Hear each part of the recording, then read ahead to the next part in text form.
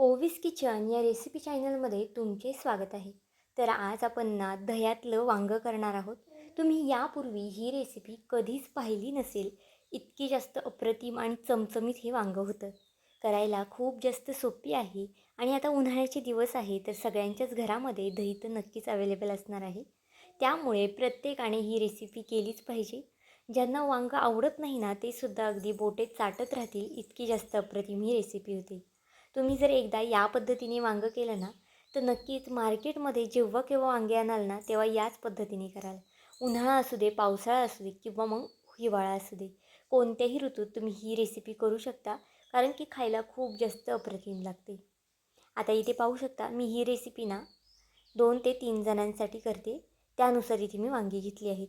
आता एक 3 ते 4 वांगी पुरेशी आहेत. वांगी अशा पद्धतीने व्यवस्थित स्वच्छ अशी बघून घ्या, कारण की वांग्याला आतून कीड वगैरे असते. आणि नंतर ना आपल्याला अगदी या पद्धतीने वांगं कट करून घ्यायचं आहे. आपण नेहमी भरून वांगं वगैरे करतो ना, अगदी त्याच पद्धतीने ही वांगी आपल्याला कट करून घ्यायची आहेत. आता इथे आपण भरून वांगी करत नाही आहे. वांग्याची अतिशय भन्नाट अशी चमचमीत रेसिपी करतो आहे. पण फक्त आपल्याला ज्या पद्धतीने आपण भरून करतो ना वांगी, त्याच पद्धतीने कापून घ्यायची आहेत.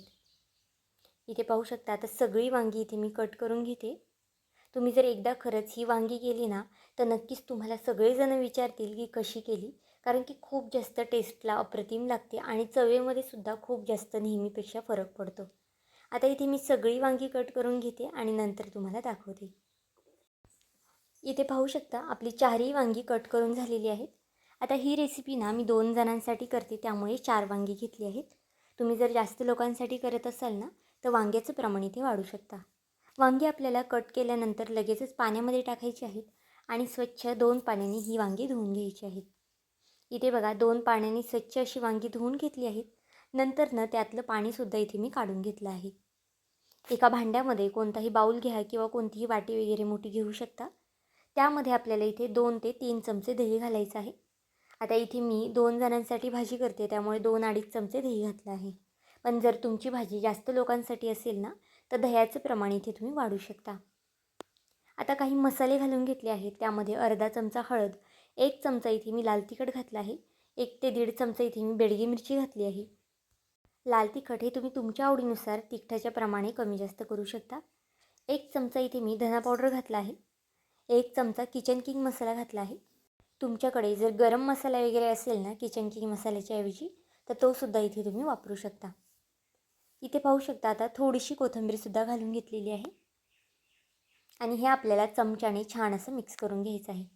खरं तर तुम्ही हे हाताने सुद्धा मिक्स करू शकता, म्हणजे मसाला जो आहे ना तो अगदी आतपर्यंत लागला जातो आणि व्यवस्थित मॅरिनेशनसुद्धा आपल्याला हे करता येतं. पाहू शकता अगदी या पद्धतीने आपण ज्या पद्धतीने चिकनला किंवा मग पनीरला वगैरे मॅरिनेशन करतो ना, अगदी त्या पद्धतीने हे मिक्स करून घ्यायचं आहे. जर तुम्हाला जमत असेल ना तर मसालासुद्धा आतमध्ये अशा पद्धतीने भरा दह्याचा वांग्यामध्ये, म्हणजे अगदी आतपर्यंत मसाला जातो आणि वांगेसुद्धा अगदी ज्युसी अगदी छान होतात. इथे पाहू शकता आपलं छान असं मॅरिनेशन करून झालेलं आहे. तोपर्यंत जर तुम्ही अजूनही चॅनलला सबस्क्राईब केलं नसेल तर नक्कीच एक लाईक आणि सबस्क्राईब करून घ्या. आणि माझा हा व्हिडिओ तुम्ही कोणत्या देशातून शहरातून पाहत आहात ना हे सुद्धा मला कमेंट करून सांगायला मात्र विसरू नका. आणि ही रेसिपी तुम्ही बनवून पाहिल्यानंतरसुद्धा मला कमेंट करून सांगा की तुमची ही रेसिपी कशी झाली ते. आता इथे आपल्याला ना एक मीडियम आकाराचा कांदा घ्यायचा आहे. कांदा इथे आपल्याला बारीक असा कट करून घ्यायचा आहे. कांदा आणि टोमॅटो दोन्ही आपल्याला छान बारीक कट करून घ्यायचं आहे. तुम्हाला हवं असेल ना तर तुम्ही एकत्रित दोन्हीसुद्धा चॉपरमध्ये लावलं ना तरी चालेल, म्हणजे पटकनी बारीकसुद्धा कट करता येतो आणि आपल्याला खूप जास्त वेळसुद्धा लागत नाही. जर सकाळच्या घाई गडबडीत करत असाल ना तर ही भाजी तर नक्कीच चॉपरमध्ये वगैरे लावा, म्हणजे तुमचा वेळसुद्धा वाचेल. डब्यासाठी सुद्धा अगदी उत्तम पर्याय आहे. पाहुणेरावळे आल्यावर नेहमीचं काय करावं हे कळत नाही, पण अशा पद्धतीने चमचमीत दही वांगं त्यांना खाऊ घाला. ते सुद्धा तुम्हाला ही रेसिपी विचारल्याशिवाय राहणार नाही.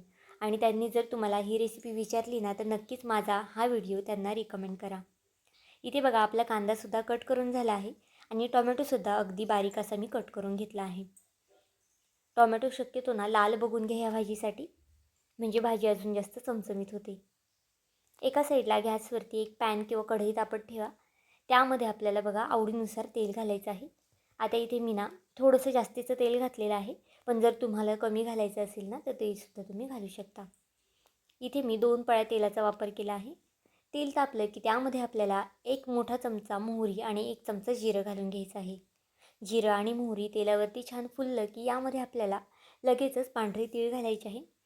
पांढऱ्या तिळाने सुद्धा खूप छान अशी टेस्ट येते. त्यामुळे तुमच्याकडे असेल ना तर आवर्जून घाला. भरपूर असा फोडणीला कढीपत्ता घालून घेतला आहे आणि ठेचून घेतलेला लसूण घातला आहे. तुम्हाला हवं असेल तर अद्रक लसणाची तुम्ही पेस्ट वापरली ना तरी चालेल, पण अशा पद्धतीने लसूण ठेचून घातला ना की त्याचा फ्लेवर खूप छान येतो भाजीमध्ये. इथे मी अद्रकसुद्धा थोडंसं किसून घेतलं आहे. आता हे छान असं तेलावरती परतून घ्यायचं आहे. जर तुम्ही फोडणी अगदी छान तेलावरती परतली ना की भाजीमध्ये फोडणीचा खूप छान असा सुगंध येतो. आता इथे मी ना 1 मिनिटभर तरी फोडणी परतून घेतलेली आहे. आता आपली फोडणी छान परतून झालेली आहे. आता यामध्ये आपण कांदा घालून घेऊया. फोडणी परतताना ना खूप जास्त फास्ट गॅस करू नका, नाहीतर मग खाली चिटकू वगैरे शकतं आपण लसूण आणि अद्रक घातल्यामुळे. आता कांदा आणि टोमॅटो दोन्ही मी यामध्ये घालून घेतला आहे आणि फास्ट गॅसवरती कांदा टोमॅटो आपल्याला छान असा परतून घ्यायचा आहे. इथे पाहू शकता कांदा टोमॅटो अगदी मऊ होईस्तोपर्यंत मी छान परतून घेतलेला आहे. अगदी याच पद्धतीने तुम्हीसुद्धा कांदा टोमॅटो छान परतून घ्या, म्हणजे भाजीसुद्धा अगदी छान ग्रेव्ही येते भाजीला. आपला कांदा टोमॅटो छान परतला आहे. गॅस अगदी स्लो करायचा आहे आणि त्यानंतर आपण जे वांग्याचं मॅरिनेशन करून ठेवलं होतं ना ते यामध्ये घालायचं आहे. हे मॅरिनेशन घालताना ना गॅस अगदी स्लो करा. जर तुम्ही फास्ट गॅस केला ना तर मग खाली आपण दही वगैरे घातलं आहे, त्यामुळे ते खाली लागू वगैरे पण शकतं. आता बघा अगदी छान असं आता हे मिक्स करून घेऊया. जो काही मसाला भांड्याला लागला आहे ना तो सगळा मसाला यामध्ये मी काढून घेतला आहे स्पॅच्युलाने. तुम्ही कोणत्याही चमच्याने वगैरे सुद्धा काढू शकता किंवा मग नाही काढला ना तरी चालेल, कारण की नंतर आपल्याला त्यामध्ये थोडंसं पाणी टाकून ते तुम्ही हिसळूनसुद्धा घेऊ शकता. आता बघा हे छान असं आपल्याला मिक्स करून घ्यायचं आहे. तुम्ही कधीच यापूर्वी असं वांगा मसाला केला नसेल. अगदी वेगळी पद्धत आहे. खायलासुद्धा अगदी अप्रतिम लागतं. भाताबरोबर खा, भाकरीबरोबर खा किंवा मग चपातीबरोबर खा. कशासोबतही खाल्लं ना तरीसुद्धा खूप जास्त भन्नाट लागतं. आता हा मसाला ना आपल्याला 1 मिनिट ते 2 मिनटं तरी तेलावरती छान असा परतून घ्यायचा आहे. यामध्ये आता चवीनुसार मीठ घालून घेऊया. मीठ घातल्यानंतर पुन्हा छान असा मिक्स करून घेऊया. या मसाल्याचा घरभर अगदी छान असा सुगंध सुटतो. खूप जास्त चमचमीत ही भाजी तयार होते. तुम्हाला भाजी झाल्यानंतर तर मी दाखवणारच आहे किती जास्त भाजीला रंग आलेला आहे ते. आता भाजी छान अशी मिक्स करून घेतली आहे आणि भाजीला छान असं तेलसुद्धा सुटलेलं आहे. आता ही भाजी ना तुम्हाला खूप जास्त पातळ वगैरे करायचं असेल ना तर तुम्ही थोडीशी पाण्याचं प्रमाण वाढवू शकता. पण शक्यतो ना ही भाजी थोडीशी अशी लपतपीत ग्रेव्हीसारखी असली ना की खायला छान लागते. आता ज्या भांड्यात आपण मॅरिनेशन करून ठेवलं होतं ना त्याच भांड्यात मी थोडंसं पाणी घालून घेतलं आहे. खूप जास्तसुद्धा पाणी घालायचं नाही आहे. लागलंच तर तुम्ही वरून थोडंफार पाणी घालू शकता, कारण की दही वापरलेलं आहे आणि दह्याला बऱ्यापैकी पाणी सुटतं. त्यामुळे खूप जास्तसुद्धा पाणी सुरुवातीला घालू नका.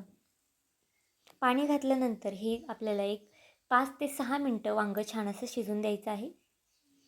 आता पूर्ण वेळ नाही, इथे मला 6 ते 7 मिनटं लागला होता वांगं शिजायला आणि इथे मला ना थोडंसं पाणी जास्तीचंसुद्धा लागलं होतं. तर मी इथे 5 ते 6 चमचे थोडेसे पाणीसुद्धा यामध्ये घातलं होतं. आता इथे पाहू शकता एक 6 ते 7 मिनटांनी भाजी आपली ओपन करून मी बघितली आहे. खूप छान अशी शिजलेली सुद्धा आहे. वांगी खूप जास्त आपल्याला सुद्धा शिजवायची नाही, नाहीतर मग वांग्यांचा गाळ झाला ना तर मग भाजी छान लागतसुद्धा नाही खायला. अगदी परफेक्ट आणि चमचमीत अशी वांग्याची भाजी आपली तयार झालेली आहे. तुम्ही याला दही वांगं म्हणू शकता, दही मसाला वांगं म्हणू शकता. तुम्हाला जे नाव आवडेल ना ते नक्कीच याला देऊ शकता आणि तुम्ही याला काय नावाने म्हणाल ना हे सुद्धा मला कमेंट करून नक्कीच सांगा. आता गॅस इथे बंद करून घेऊया आणि वरनं भरपूर अशी कोथिंबीर घालून घेऊया. तर आजचं हे वांगं मसाला तुम्हाला कसं वाटलं मला हे कमेंट करून नक्कीच सांगा आणि चॅनलवरती नवीन असाल तर चॅनलला एक लाईक आणि एक सबस्क्राईब करायला विसरू नका. पुन्हा भेटूया आपण अशाच एका नवीन व्हिडिओमध्ये. तोपर्यंत बाय.